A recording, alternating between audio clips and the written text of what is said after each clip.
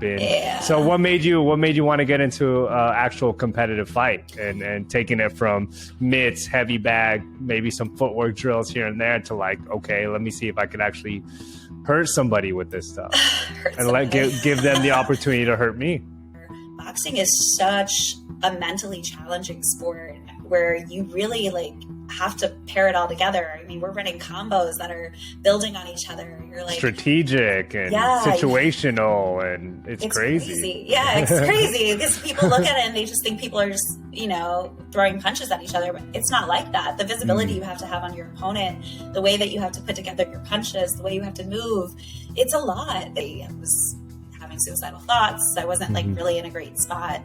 And so I kind of had to lean on that community that I built. Welcome to the Maestre Mentality Podcast, where I get to interview some of the dopest individuals that I've met through this amazing journey of life. Individuals with the most amazing stories and plenty of lessons to share. Every single person, though, we have one thing in common that has brought us together. We all have a love for boxing. But it's always been bigger than boxing.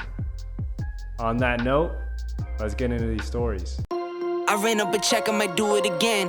Enemies close, had me thinking they're friends. 10 toes down, I'll be free until the end. Crib outside the city, I don't feel safe in my hands. Took so many years, I'm just waiting for The boxing world is a small world. It is funny. I have an amazing community of boxing enthusiasts and supporters from New York to LA to even Europe, Australia, and South America. One of the dopest and most energetic crews out there, though, reside in Washington, D.C. Let me go back and share how that connection happened. I work for the biggest well-known boxing fitness studio, Rumble Boxing. I had the honor of being with them at an early stage and was part of the instructor development team. Anytime we were opening a new studio in a different city, we would find the talent for a few weeks to help them have a successful launch. I'd work with the instructors on proper practices on how to coach boxing basics in a group setting. I am not kidding when I say this, but the crew of talent from Washington, D.C. were by far the most energetic I've worked with. The dopest vibes. Individuals that brought the most humble, hard-working energy. They really repped their city, and I built a great relationship with the coaches. That connection I had with the coaches led to crossing paths with their communities. On today's episode, we speak with one of those connections, a fitness professional that coaches yoga and strength that took an interest in the sweet science and immersed herself in it. She even runs some dope podcasts as well. She went through a rigorous training camp and won her first fight, all while raising money for a good cause along the way. Did I also mention she has a full-time job outside of fitness as well? What attracted me to CP, this guest, was her desire to get after the things she wanted. She constantly travels for work and trains consistently, no matter what city she was in. She reached out to me to train when she was visiting LA, and I had the opportunity to work with her leading up to her fight. In my opinion, she is truly living the dream, training, traveling, and sharing the good word with her community along the way. Welcome to Maestre Mentality, Caren Plummer. Hey, did I say the last name right? Yeah, that's it. It's Plummer. Plummer. Is Plummer. No It's B, Plummer. though. No Caren B. with a C, Plummer with no B. Thank God. Caren with a C is like the only thing that saved me over the course of the last few years while Karens were being dragged all over the world. No, you're a cool Caren because it's That's a C. right. It's not a K. Exactly. Karen, did you feel personally attacked? No, I never felt personally attacked because I was Caren with a C the whole time. So I already knew that I was standing in goodness versus these Ks out here that are just, causing a ruckus. So. Oh my gosh, just traumatizing everyone, just setting fires left and right. That's right. Okay, so yeah, you're from DC. You're on the East Coast. I'm on the West Coast. Yeah. Beautiful, beautiful background. We know you run your podcast because it's well lit. You got your headphones set up. I won't touch mine now because I accidentally touched it earlier and my audio got all messed up. Well lit, good Doing camera. It live. Mic is set. Thank you for coming on and having this conversation with me. Yeah, thank you so much for having me. This is crazy just to think that this is where we are now, from me shooting you a DM to be like, hi, I don't know if you do this, but I'd really love to train with you. I have a fight coming up and I need help. Well, which is amazing because let me paint the picture of the story. You messaged me, you DM me to train. And again, we're connected through the DC coaches that I know. Yeah. You say, I work with Dawson. I have a fight coming up. I'm coming to LA. Can I train? I'm saying, absolutely. Come train. I send you a calendar invite because I thought you were coming on a different date. And I'm training clients that day in LA. And the owner of the gym, Justin Fortune, comes up to me. He's like, hey, Karen's here. Your client. I'm like, Caren, no, I'm training this person. What are you talking about, bro? Like, get out of here. And then all of a sudden I see you by the ring. I was like, oh shit, was that today? And I thought I messed it up. I got all nervous. No, I messed it up. And I was always so impressed. I was like, oh, he sent me a calendar invite. Like, this is very official. Like, I love this because like I've trained with a lot of other people and like, you're very professional, obviously. And I was like, of course, I wasn't professional enough to be like, oh yeah, let me just check the calendar date. Instead, I was just like so hyped that you had said yes because like, you know, I was reaching out to you on a total whim. So I'm like very grateful and I'm very happy to be here. Oh, well, we hit it off the bat. We had a great training session and we're very similar as far as like, you know, the aesthetics of our personal brands, the content we want to put out there, the lifestyles that we like to share. Like I said, in my opinion, you're living the dream, like training, traveling, documenting it and sharing it with your people. So, but I shared a little of who you are in the intro, but give us more insight. Like, where are you from? Let us get to know you a little bit more. How'd you end up in the boxing world? Yeah. And eventually end up taking that fight. Yes. So I'm from DC, like you said. I'm born here. I lived in and around the area my whole life. I went to school in Arizona, came back because, you know, that's what we do when we're from the DMV. We just draw ourselves back here. Where in Arizona? What school? I went to ASU. I went to Arizona State. Party girl. Party school. I just really wanted to wear flip-flops year round and go to the pool. I also thought the business school was good. So you went to ASU because you heard the business school was good. That's what I heard. I actually truly didn't know. And if I look back at my collegiate career, if we will, the biggest parties I ever attended were actually here on the East Coast. So I don't know. Anyway. Interesting. Anyway. Well, before we do that anyway, ASU, I went there. I was cornering a friend. She was fighting in Arizona. And I remember one of the other coaches, him and I, you know, she was resting up for the fight the next day, but we went out to, is it Mill Street? Mill Ave, yeah. Mill Ave. And they get wild out there. Yeah, there's many nights I started and don't remember on Mill Ave, but, you know.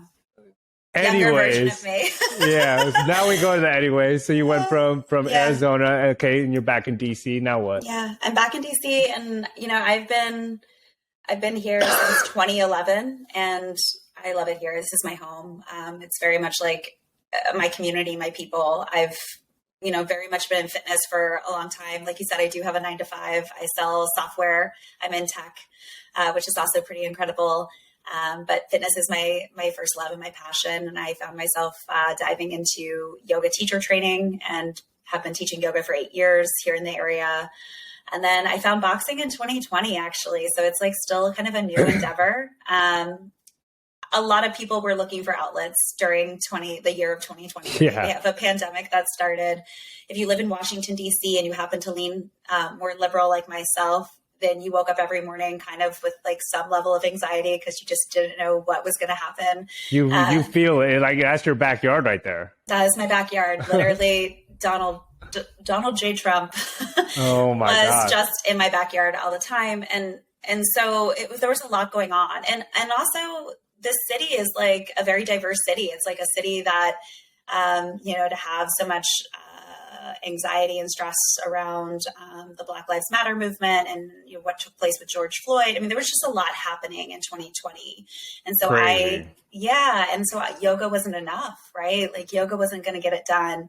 So I found myself diving really heavily into boxing, building my confidence, in these small classes that I was taking because people weren't taking as many classes because of COVID. I was like kind of just risking it all, masking up and going to class, built up my confidence and found myself, falling into a community of people, which you've already mentioned, Dawson, Salu.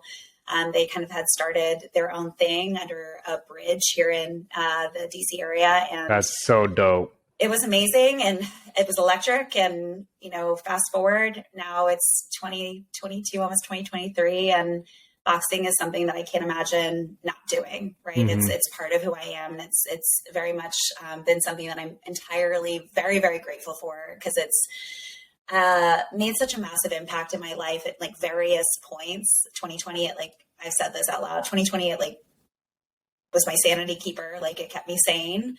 2021, it built a whole community around me. And in 2022, I feel like it really saved my life. And there's a lot more to that. But I've only been boxing since 2020, and I've got a little lightweight, victory under my belt. So that's cool. I mean, and it goes to show, like, it doesn't matter when you start. Like, once you get into it, it's really what you make of it. And that's what I love about boxing. That's why I started boxing.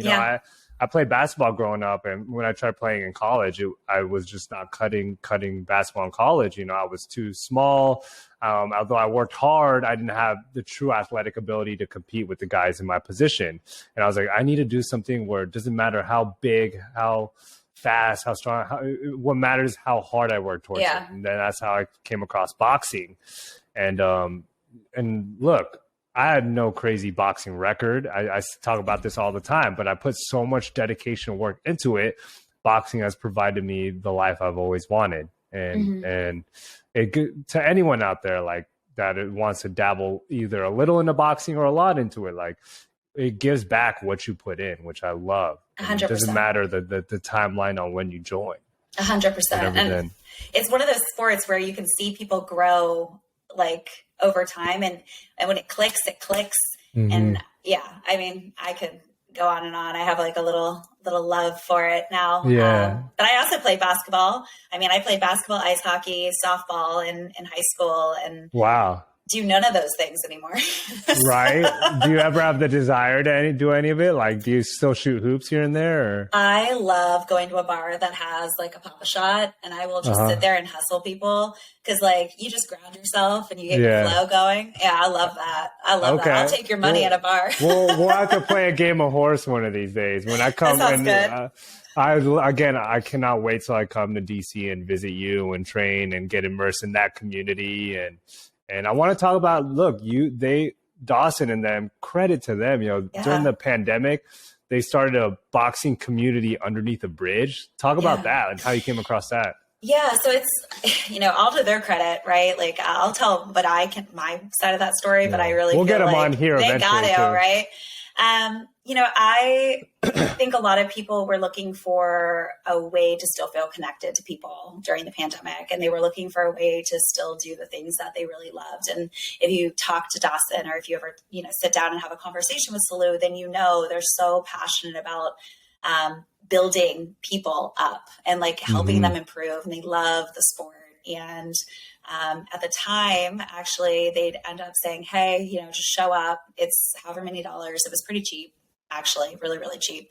And there'd be 50, 60 people that would show up. I love that. Right? Love that. Hands wrapped, boxing gloves on, and we'd break out into stations, and it'd be footwork here, mechanics here, and then pads, mitts here. And it was so freaking fun. And it's the first time that you step yourself outside of what is a traditional quote unquote boxing experience for myself, which was really just going to Rumble, which isn't, we've talked about it. It's boxing, but it's different, right? It's an intro, right? And it's a stepping stone to going deeper into, you start in the group fitness class, whether it's Rumble or any other boxing studio, and you're like, man, I kind of like this. How can I take it further? And either you go private training route, or you go into more traditional route, and then you come across, the community they're building under the bridge, and then you go from there to actually fighting and training with different coaches all around the world. How crazy is that? And that is still so shocking to me. But,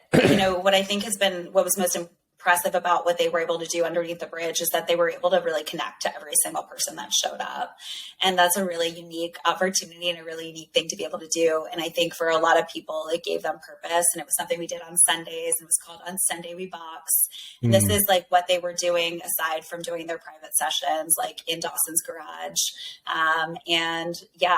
You talk about seeing a group of people come together for one thing, one love, which is this love of boxing, and being able to come together and kind of further improve their skills and be able to take that to, actual fitness classes or actual, opportunities to potentially fight. One of the things I think they did so well is that they'd have us all circle up at the end, and then they pull one person in at a time, or one or two people in at a time to run mitts. And I think that's where your confidence builder comes. That's where your swagger comes. Yo, I love that. Really, really fun. And so honestly, everybody's watching. It's like a dance circle almost. Exactly. And honestly, they did one thing really, really well that I think made it catch on like wildfire, which is they literally recorded everything, right? They took photos, they had, videographers there. We have an amazing community of folks here in DC, and they just recorded the living crap out of it and posted the content and grew the community. And I think it did a lot for boxing here in DC in terms of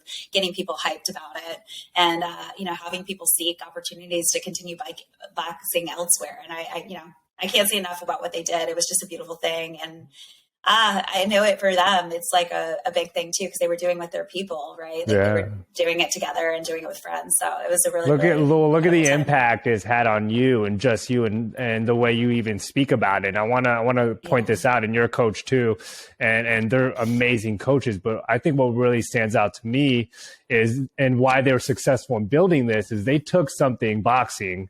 And during the crazy pandemic, especially in the heat of it in Washington, D.C., they used their love for boxing, and they just wanted to show other people how it could benefit them through a crazy time right now. And it became this crazy successful community and has impacted many, and it trickles on. And that's the Maestre mentality. You're elevating yourself so you could elevate others, and then they elevate themselves and they elevate others, and so on. And that spreads like wildfire. So, I mean, good for them. I can't wait to get them on the show as well. Everybody from DC is getting on the show. Well, literally, again, the first time you touch down here, you're going to have like 30 gals, women that are like ready to train with you. Ready. They're ready. They're so hyped. They're excited. Can't wait. They want to do it. So 2023, we are making it happen. Yeah. So what made you want to get into actual competitive fight and taking it from mitts, heavy bag, maybe some footwork drills here and there to like, okay, let me see if I can actually hurt somebody with this stuff and give them the opportunity to hurt me. It's funny because if you talk to Salu or you talk to Dawson, like they'll tell you I literally was like, I'm just like doing this. Like I just want to have like a sick ab situation, some obliques, and like I don't ever see myself hitting anybody. Like I let bugs out of my apartment. Like I don't kill anything, right? So it was a really, really incredible experience. I have spent a lot of time really dialing into my faith, like very, very deeply diving into my faith, and really listening to like the things that I think God puts ahead of me and puts in front of me. I love that. Thank you. And I was reached out to by a complete stranger, somebody I didn't know at all. That's kind of applauded me for some of the work that I've done in the community. So for the yoga that I do, I teach a monthly class where I partner with a different nonprofit organization each month. And I'm just trying to create a space for people to be able to share what they're doing in the community while also activating the community.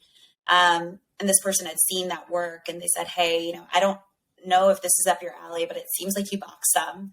And it seems like you're really interested in how you can help people in need or help the community around you. Would you be interested in Haymakers for Hope? And I had only heard of Haymakers for Hope because I knew a couple people that had fought in it, but these are people that I look up to and I'm like, oh my God, these are incredible women, like incredible boxers. Like I could never. And I took a second, thought about it. The date of the event was my 37th birthday, which just passed October 13th. It felt like this was a random person coming to me out of nowhere. It is something that I love doing. I love being in service to others. I love giving back. So I kind of sat with it, talked to them upstairs, and then kind of made a decision. God was telling you, like, yo, you better get your ass in the ring, yo. God was giving me a word. I had lost my dad in December to COVID, and he was always poking fun at me about like the boxing thing. Is like, what are you going to do? Are you going to actually fight? Like, what are you going to do? So I just all felt like the pieces were coming together, and I said yes. And I would not be honest with you if I told you I wasn't scared.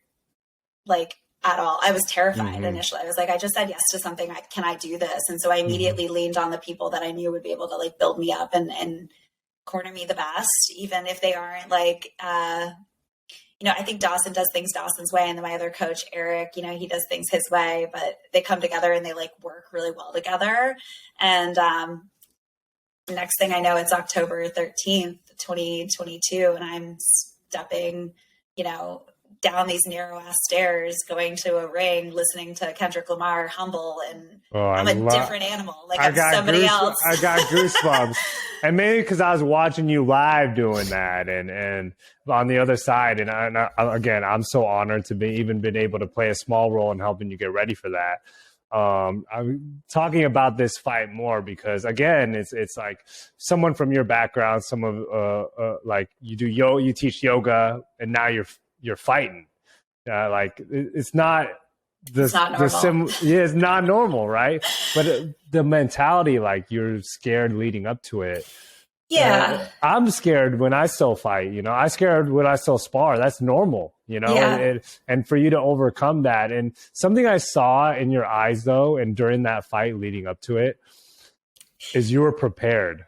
You Yes. did everything. You checked off all the boxes, cross your T's, dot your I's. You didn't miss a training session, even when you were traveling. You were fully prepared for this. Is that what got you through? What got you through it? Yeah. I mean, there's two things. It's like the first is I wasn't just coming out to represent myself. I was coming out to represent my community. So Hit Hard and New Box, the training groups that I was training out of, those are small communities. Those aren't massive companies with like tons of money behind them. Those are individuals that have started their own thing, and they mean a lot to me. And so I didn't want to let anybody down in my community. The other side of that is the only thing that I had in my control, like the one thing that you can control is how prepared you're going to be. So I focused on what was in my control rather than allowing myself to get distracted or overwhelmed by things that were not. Right. So yeah, I didn't miss. For 4.5 months was like 2 to 3 workouts a day. You were locked. I was locked in. Yeah. I changed everything. I changed the way I ate. I changed the way I slept. Some of this I already was really good at. Like I go to bed early anyway. I get up early, but like it was different. Like I had reprioritized the things in my life. And, I think some of it showed and it showed at work. Work was like, are you good? Like, do you want to keep working here? And I was like, yes, I do. Please don't let me go. And I had an incredible quarter in the same months I was training, but it was definitely one of those things where it's like, I was squeezing in 3 workouts a day to make sure that I was getting time in the ring, time in to strengthen my, body, and then make sure that I was also getting some endurance work in. And like, one thing I've said about that fight, and I'll say it again, is that I do not regret a single thing that I did to prep for that fight because I went 3 rounds and I could have gone 6, maybe 8 rounds. Like 1,000,000%. I backed that for sure. Watching that, I was like, yo, and you were throwing a lot of punches. And again, you train like a professional for that. And some people will treat this charity fight, they won't treat it to that extent. You treated it like you're fighting for a world title, which I love. I connect with that kind of energy and I relate to that. Anything you do it to the best of your ability, and you do it to the best you possibly can. Like you said, the only thing you control is how hard you work towards this.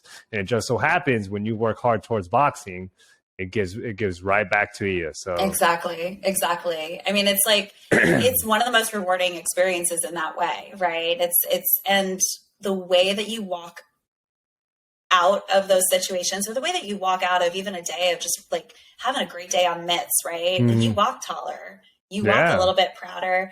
And I said this to you before, boxing is such a mentally challenging sport where you really like have to pair it all together. I mean, we're running combos that are building on each other. You're like strategic and situational, and it's crazy. Yeah, it's crazy because people look at it and they just think people are just, throwing punches at each other, but it's not like that. The visibility you have to have on your opponent, the way that you have to put together your punches, the way you have to move, it's a lot. It's a lot, and it requires a lot from you. And so you have to really dedicate yourself to it if you're actually going to do it. I don't think that I could have prepared for this fight any other way than the way that I did it. And I've had a lot of people that have said things to me about like, hey, like, are you okay? Are you overdoing it? And I'm like, no, I'm not overdoing it.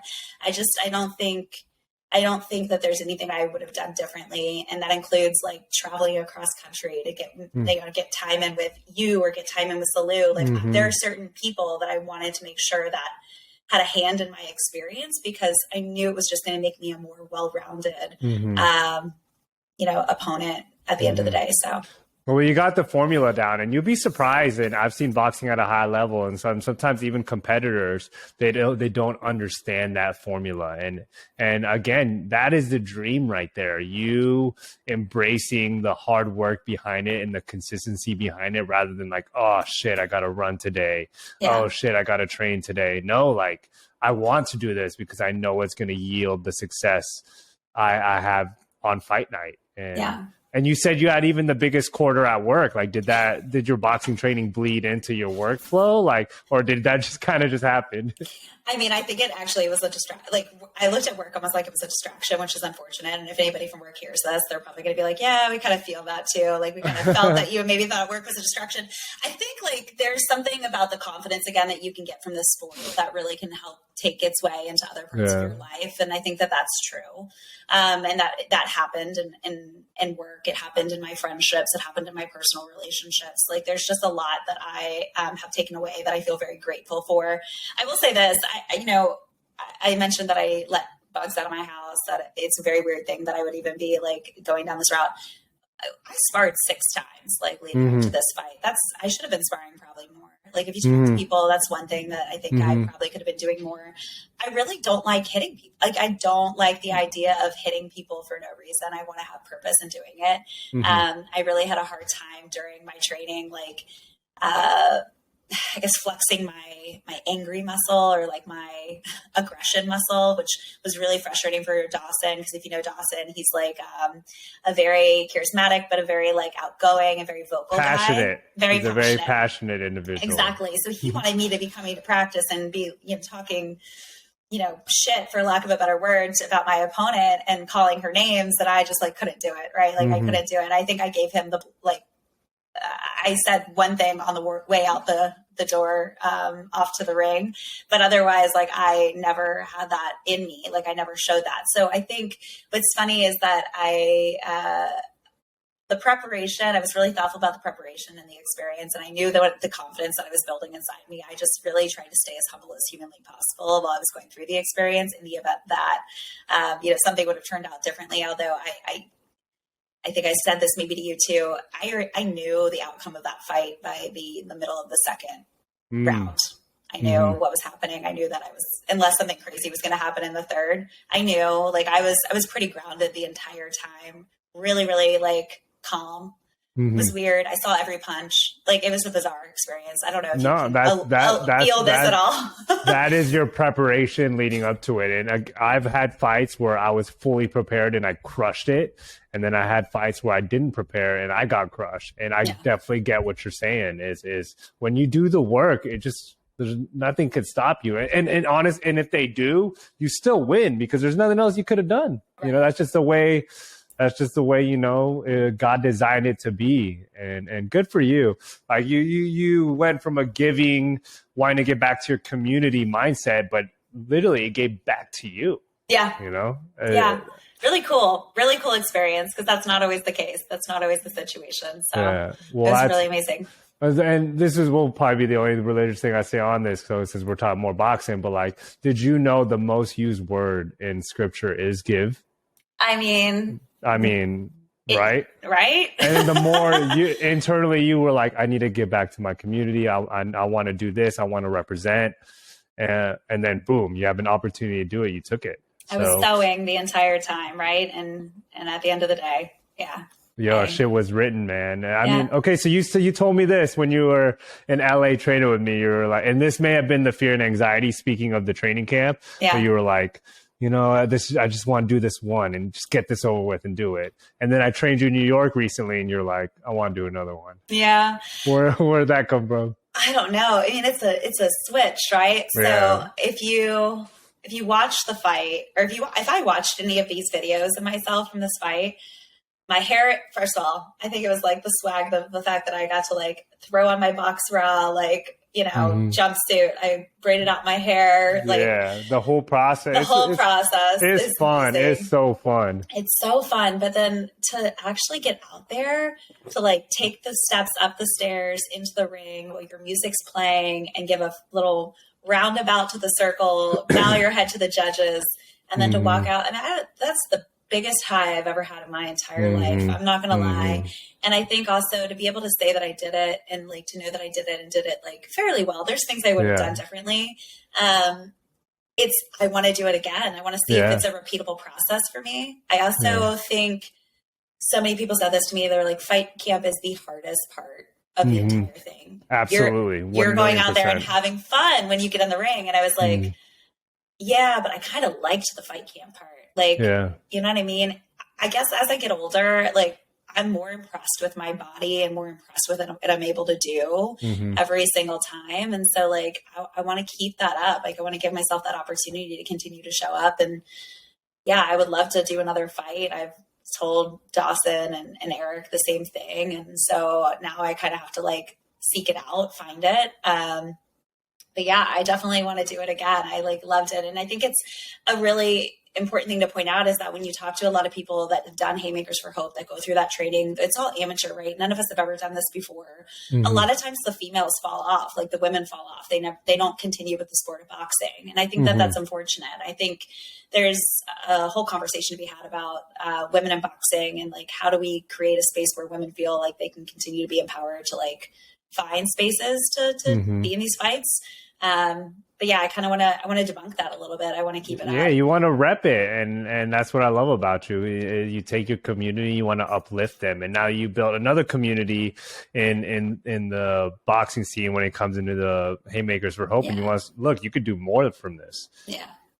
Forget the one fight. We could do more from this. Like, let's go. Absolutely. Well, I know for sure that I have inspired enough folks that are willing to step in and try to do this next year with Haymakers in DC, which is amazing. Let's go. Exactly. And so I've told them all I will be there 100% of the way through fight camp. I will train with them. I will do all of the workouts that they don't want to do. I will jump rope for as many minutes as I need to jump rope. You know, I want to be able to do it all over again. And I want to be able to like support these women that are, you know, taking this opportunity to potentially step into the ring, because it's intimidating. And at the end of the day, if you're willing to do that, if you're willing to step into the ring, you've already like proven something. So you get that. And you found the formula to find a successful, you know, to have a successful fight night. And that goes to show right there. It's like, I mean, you talk about being 37, like look at Tom Brady, right? But it took his, I know. Tough comparison, but I'll take it. But he took his whole career to find the right formula for his body and his mind. And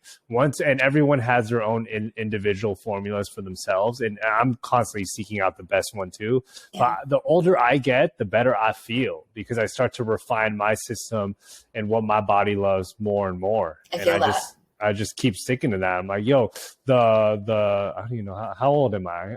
I'm about to turn 33, and it's like the 33-year-old me would F up the 23-year-old me, the one that was actively competing, because I'm just wiser when it comes into my training and understanding my body. So for you to get that off of the first camp, it's only up from there. I love that. Yeah, I love me in my 30s way more than I would have enjoyed myself in my 20s.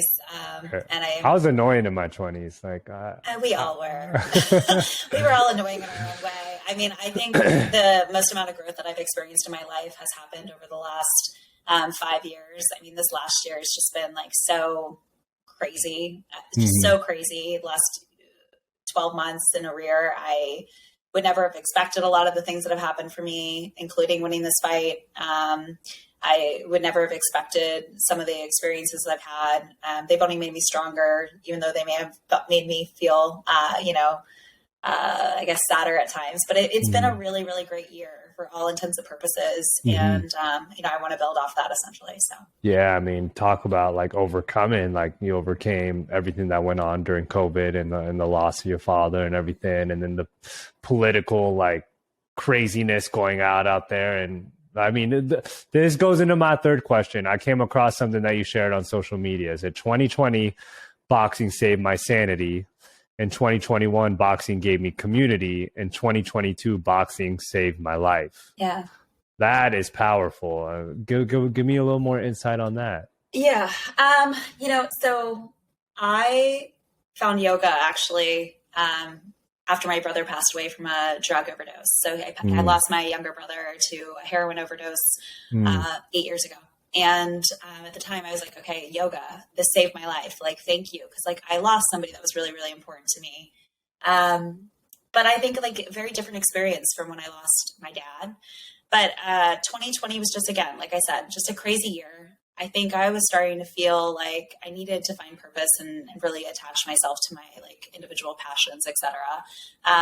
It gave me the opportunity to ground myself. It gave me space for me to be able to, be connected, be confident in putting myself out there. And 2021 is really when I leaned into Hit Hard, that community, the folks underneath the bridge on Sunday We Box. I have some of my closest girlfriends at this point are girls that I wrap up with and strap up with on the weekends. That you met there. Yeah. And that's so dope. We didn't know each other before. Like none of us knew each other. The only thing that we had in common is that we all showed up, kind of generally knowing how to throw a jab and a cross, and getting made fun of by Dawson and picked on by Salu. And, eventually it just all kind of meshed together. And we've told this to the guys, we've said this to them, like, we're so grateful that they brought us together, because like our love of boxing is what like brings us back to, these spaces with regularity and consistency. And so that is a community of people I wouldn't have otherwise had. When I lost my dad in December of 2021, I lost my best friend. Like that was my guy. And if I'm honest with you, I really wasn't sure kind of how to be after that, if that makes sense. I definitely kept myself like in boxing, like kept myself going. And, Dawson had also lost his father. Salu had also lost, family members and parents. And so for me, these people who I had just found through fitness, really became like people that I could lean on. And, I struggled a lot after my dad died. December was tough. January, I came back. I tried to throw like just a massive charity, like yoga event, which was a huge success. And you're still trying to get back. Yeah, still trying to get back. We raised like $5,000 for an organization called First Tee. My dad was a huge golfer. So it's an organization that gives back to young people and gives them opportunities to access golf in less fortunate situations. February was really tough. Like I was not in a good place. Like for what it's worth, I was having suicidal thoughts. I wasn't like really in a great spot. And so, I kind of had to lean on that community that I had built. I had to lean on fitness. I had to start therapy up again, like very honestly, had to lean into therapy and say, listen, these are the thoughts I'm having. This is the experience I'm having. And a combo of all of that was really helpful. But I think finding Fight Camp, finding the opportunity to train for something like this, and then to step out and know that he was like there and watching, and I made him proud, was a massive thing for me. So saved my life, like in a lot of ways. Like you're getting me all, you're going to get me right now. Oh my God. Saved my life in a lot of ways. Cause I had things to focus on. I had things to work for, and people that loved me, and I didn't want to leave them behind. So yeah, saved my life. It goes back to something you mentioned earlier when it came to your faith, is no matter what, you're always going to give back. And even through the toughest times, you're having suicidal thoughts, you're going through depression, you just lost your dad, you still gave back. Yeah. You still were putting on a yoga event and teaching and raising money for those in need. And even, if you think about you going through the training camp and fighting through this whole process, one of the main reasons for it is to give back and raise money for it. Yeah. And that goes to show is like, look, like we got to be able to take care of our communities, take care of our people, and everything will see its way from there. Yeah. It's interesting. I believe that we are only as strong as the community that surrounds us. That is like my go-to line when it comes to CP Yoga, which is the community I started. But I also think like there's been just so many times where I've wanted to give, like, you want to give up on something because like it's just it's hard. But like the people that you surround yourself with, your immediate community, the reason why you do what you do is what kind of like helps you like push past that. And I felt that a lot like during training camp, and I felt that a lot in 2022. And it's just like, it changed me. It just made me a better person. This whole experience has made me a better person. Boxing has made me a better person. The people I've met through boxing have made me a better person. And I am, really, really grateful. And I said what I said because I mean it.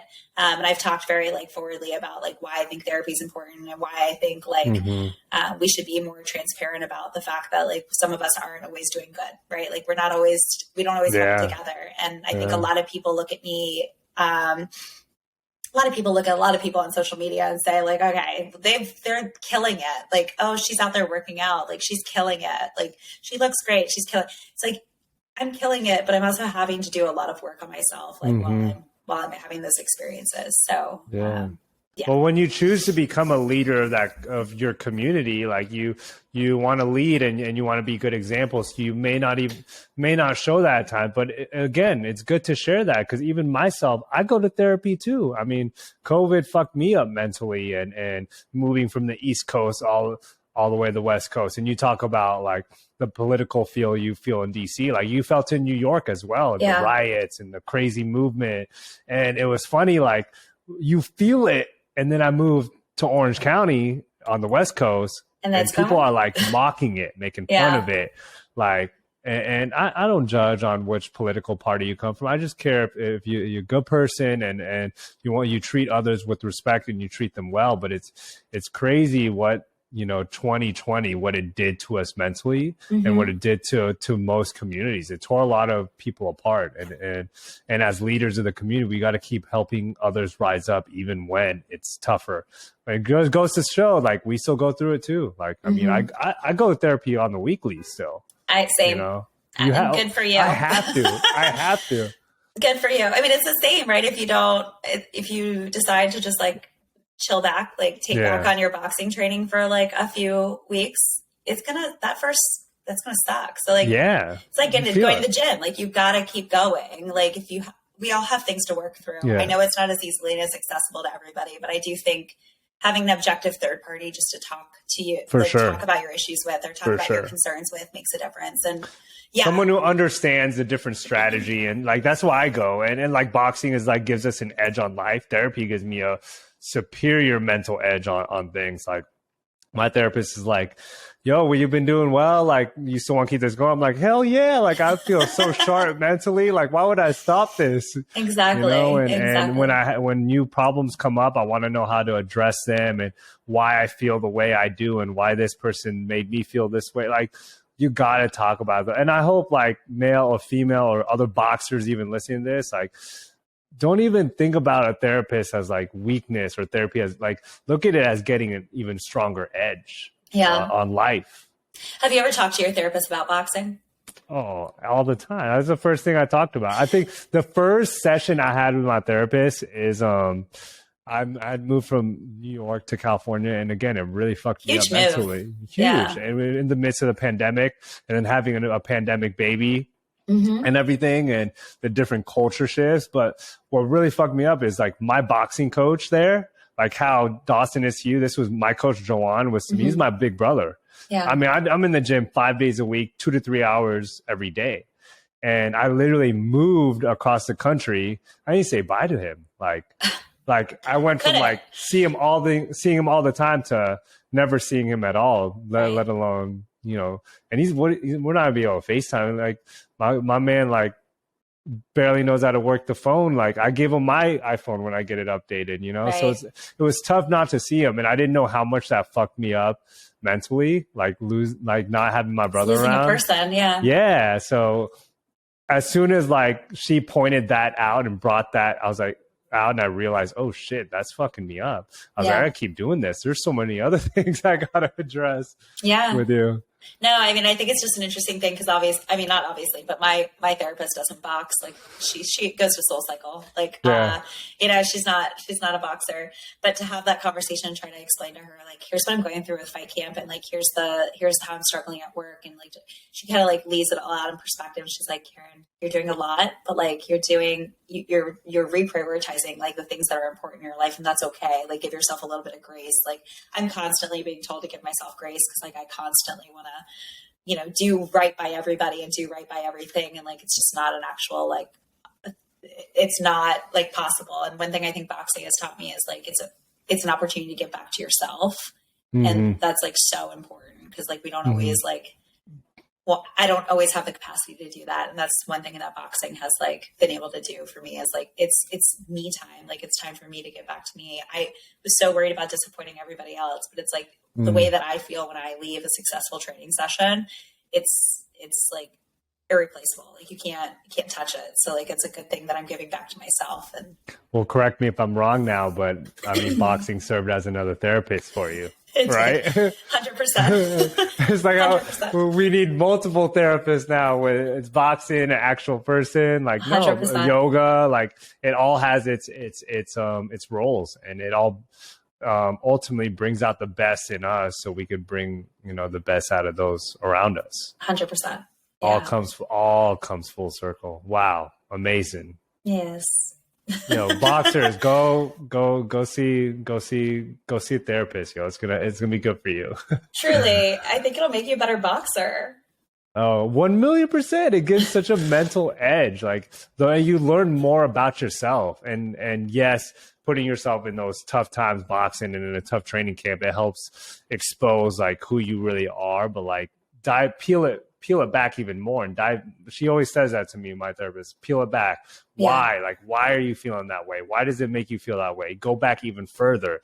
Like, so once you understand like more about yourself, everything around you starts to become easier to understand. 100% comes clear.